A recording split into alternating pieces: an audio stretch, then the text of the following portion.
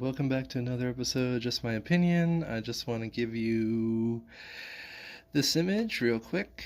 Okay, and here we go. So today I want to talk about the movie Mountainhead. Now, before I begin, I just want to start by saying this is not a satire. It just isn't. This is like the SNL version of satire, in that it's basically just written to yell at one or two guys, and that's kind of it. And again, there's moments in this that could have been really funny, but the problem is they don't focus on it.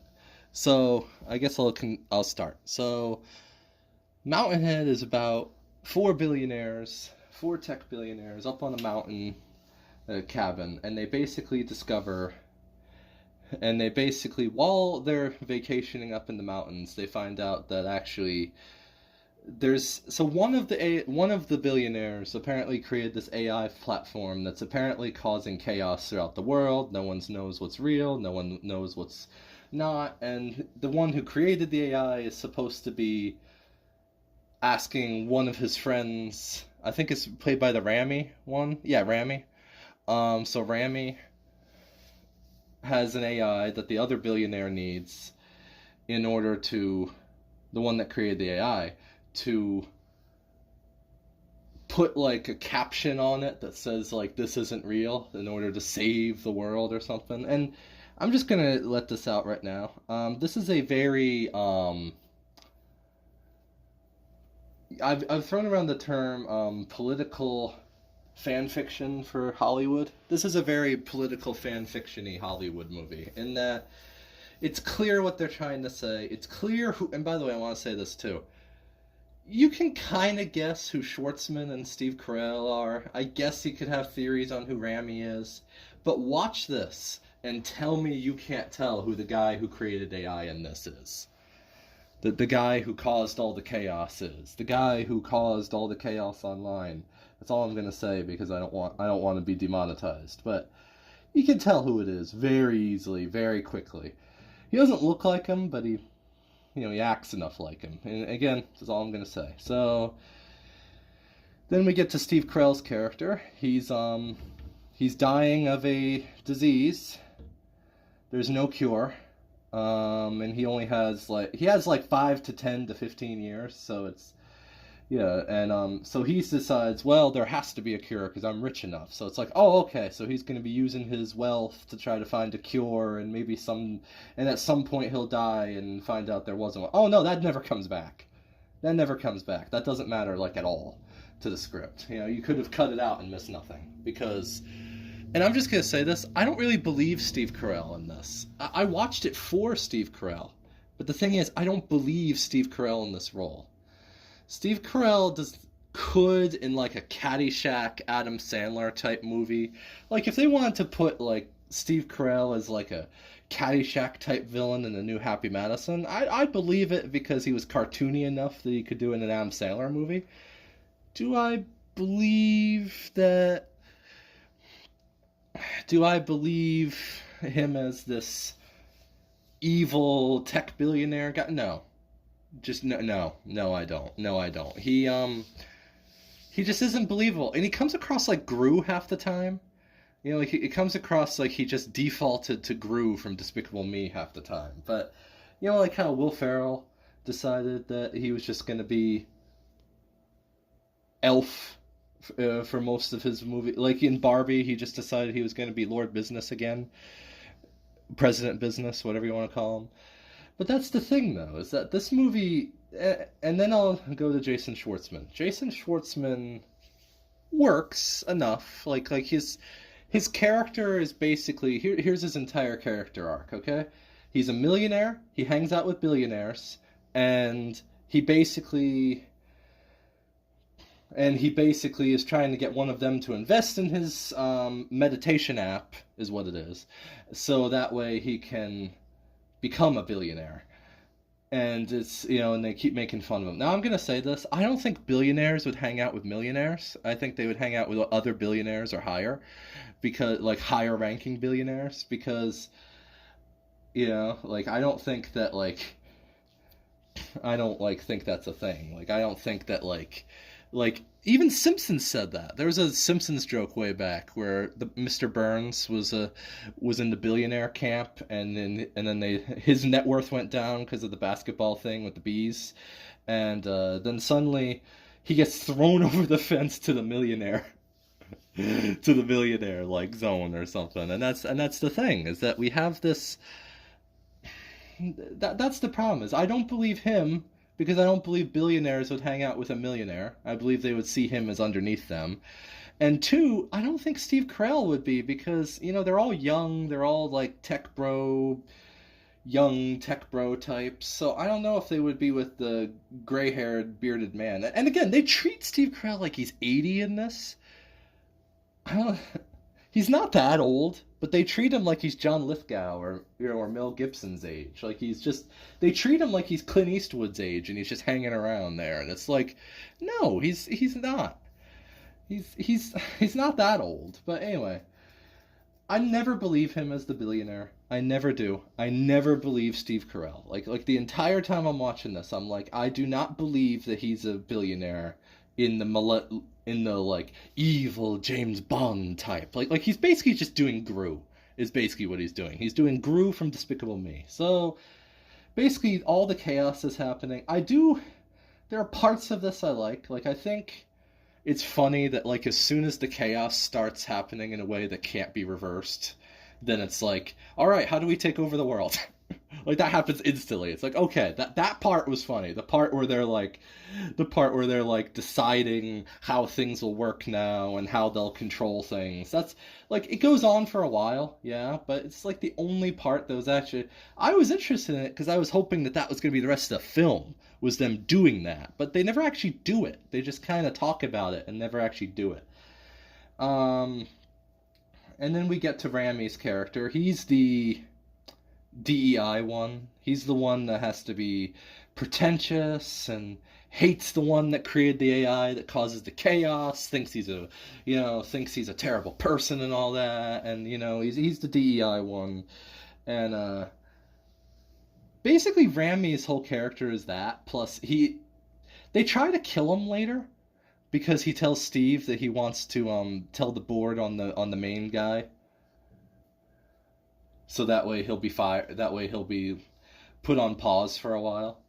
And Steve Carell takes such offense to this because apparently they all want to be AI. And here's the thing: if you want to see a real satire on billionaires and and stuff, Ryan George on YouTube has this. Like Google Ryan George billionaires, and you'll find a bunch of videos that are more fun than this. I guarantee you. You will laugh at that more than you laugh at this, because this isn't a comedy like you portrayed it. It's a hard drama that's trying to pretend it's a comedy. Which again, when Succession came out, and the guy who made this also made Succession, that made sense. But the problem is that because Succession didn't pretend to be a comedy, it was a drama that was showing the life of a media empire ruler or whatever. Here's the problem, though, is that this just doesn't work, because as soon as you realize they're not going to actually do any of the things they say, it's pretty boring. Really, it really is. It's pretty boring. It's like, it becomes dull because they never actually do anything in this. They just kind of walk around, say they're going to do something, and the most they do is that Jason Schwartzman wants to run Argentina in this for some reason. I guess so he can get money from that, I guess. I don't know, but yeah. He wants to control it. He has people that can help him control it, and for some reason, we never actually see. Here's the thing: there's a more interesting plot in this, in that outside the cabin, I believe, like outside the cabin, a world that's being ripped apart by all the AI deepfakes and not knowing what's true and what's false, and the tech billionaires could help, but they don't wanna. That right there could have been a script that, if you had written it, if you had handed this to Adam McKay and ditched the whole mountainside thing and just let them be part of that.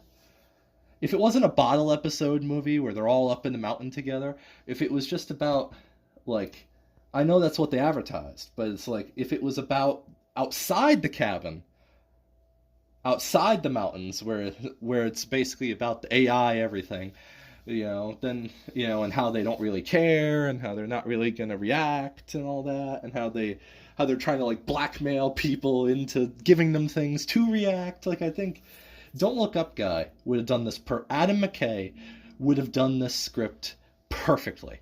He would have done this script perfectly. He would have done this in a way that would have even been award winning. This movie will get an award, but it won't. No one's going to be watching it, and like Don't Look Up, you can still watch to this day and be like, yeah, that still connects. Here, you'll watch this in 3 years and be like, oh yeah, I remember that guy. Yeah, I remember that guy. Didn't he drop in net worth like a tiny bit? So is he even a billionaire anymore? Oh yeah, I remember that guy. Is he a... And not just that also, but you're also... It's very boring too. Like you're not... At least Don't Look Up entertains you and tries to keep you invested. This movie just refuses. It's like it outright refuses to entertain you. It just does. It's like it really does. It like outright refuses to entertain you. Because every time it looks like it's gonna entertain, like I wanted to see the Argentina process in this. They cut away. They cut away to them talking about it more. Like this movie, there's a thing, show, don't tell. Well, they say tell, don't show. In that we're just going to tell you it's happening, and it doesn't even happen either. You know what? You want to know what happens in the end of this? Nothing. The Rami gives it to the main guy, and it gives his AI to the main guy as long as he cuts out Steve Carell. That's it. Because Steve Carell has a disease. That's it. That's all that happens in the end. The AI stuff is just averted. All the chaos you hear in this, all the tweets, all the look at this, look at that, look at this, look at that. Oh, look at this damage that happened. Look at this damage that happened. Here's another news story on it. Here's another news story on it. It's not...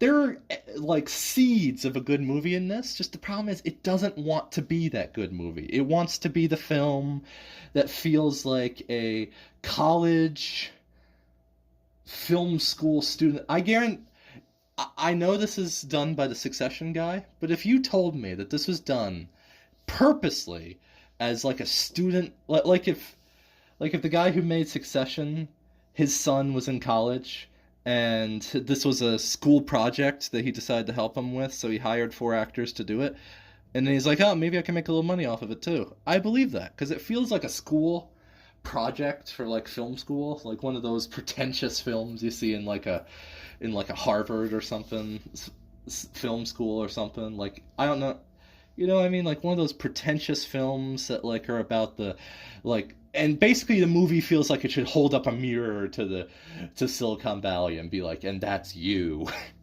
You know, one of those films like it's like, and that's you. And but the thing is, they're not competent really in this movie. They're like there's a thing where they're trying to kill Rami, like I said, and they can't. Like they keep. I guess it's supposed to be funny the amount of attempts they try. Like they try to do a bunch of things to him to kill him, and they're not successful. By the way, he doesn't die. He just is kind of, and he ignores it too. He signs an NDA and it's fine. So it's like it never happened. I do find it a little funny that like Steve and them are Steve never comes across real in this. He just doesn't. But I do find it funny the other guy that Rami's always warring with in this is like, oh, there he goes again, trying to get, it's basically like watching Cartman and Kyle in South Park.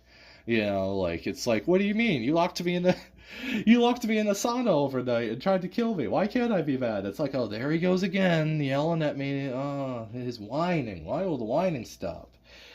And then, by the way, I just want to say, none of the AI stuff actually matters. I feel like the amount of damage that the world went through over just having that AI on for a little bit is not just a light switch where you just turn it off and now, oh, the world's back. Screw all those people who died. There's at one point where Rami even says that like wars were started over it, and it's like, okay, how does that work? And they don't explain it. They don't explain any of that. They just say he has the moderation thing, so now in the future, well, and again, I get the point is that they don't care, but the audience might. So can you at least have one of the employees or the board members at least say for the audience who it is, what it is? And at one point, somebody fights a tree. That's true. At one point, a guy actually literally is punching and kicking a tree for some reason. I don't know why. He's just fighting a tree. Even the movie doesn't know why. It says, "Why is he doing this?" I don't know. Like it's so boring and so long, and it's just like as soon as you realize it's just gonna be a tell don't show, and then not even tell you doing anything, just they don't even do anything about it. They forget about it for a long chunk because they're trying to kill Rami because they want something something AI, something something billionaire, something something. Again, if you want a better satire of billionaires, watch Ryan George. Google Ryan George billionaires. You will find it. It will be right there for you. It really will. So overall, this is not. I don't hate the movie, I guess. It's just I know it sounds like I do. I just it's underwhelming. I was hoping when I was watching this it was gonna be like G20 where I had like hours and hours and hours of stuff to G20 was better. I'm gonna say G20 was better in that it at least entertained you in its badness. In its terrible writing, it at least entertained you. This didn't do that. This decided it was its job to yell at you more than it was to. It's like a bedtime story or something, Like I almost feel, like you almost like kind of fall asleep at parts, and it's like, oh right, yeah, and then Steve's upset in the end because he's not part of it, and again, I don't know, again, it's just and then the millionaire guy finally gets to be a billionaire because someone invested in his calming app. Again, I think people need more than a calming app after they treat it like that's gonna solve everything that happened in the movie. Like the calming app is gonna save humanity. Well, I gotta say it doesn't. I don't think it will. I do not think that it will save humanity, the calming app. Okay? I just don't. I just don't think the calming app is going to save humanity. I don't. So that's just the thing, is that the millionaire becomes a billionaire. Steve Carell is cut out, and I guess the idea is that he just dies of his sickness or whatever, and just kind of dies or whatever. I don't know. And then he's trying to do like this Frasier thing, where like he sounds like Frasier sometimes. Not like how Frasier talked in that movie, in that shows, like in the Frasier series.